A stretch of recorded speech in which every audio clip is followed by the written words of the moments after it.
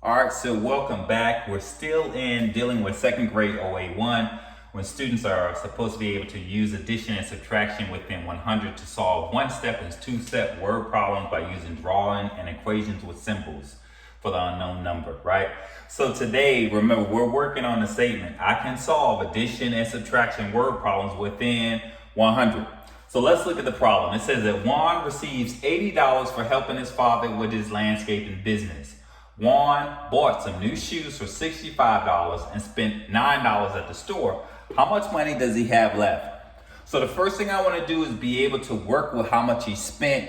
And what I'm going to do is use that information based on what he spent from the 80 to help me solve it, right? So I took what he had first was $65, right?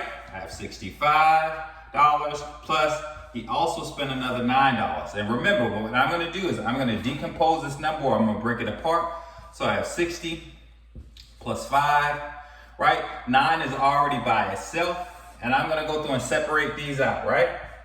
So now when I have 9 plus 5, what I get is 14, right? So 9 plus 5 is 14, right? I could have used my count-ups theory. I could say 9, 10, 11, 12, 13, 14, right? And then I have 60. So now to solve this problem, what I have is 14 plus 60, right? So 14 plus 60, I'm gonna work that out. 0 plus 4 is 4. 6 plus 1 is 7. So he has a total of $74 that he spent. But let me go back to the question and make sure, because sometimes what we do is we get at 74, we're putting down an answer, and we're not paying attention to the author's question.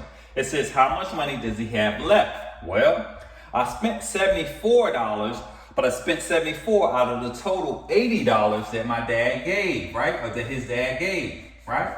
So now what I'm going to do is I'm going to say, how can I then solve for this problem?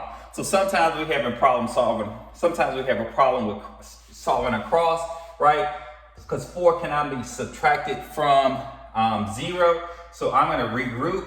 This remains a 7 here, or 7 tens. I'm going to add a 10 over here. So this new number is 10, right? So 10 minus 4 is 6, right? So 7 minus 0 is 0. So the amount of money that he has left is $6, right?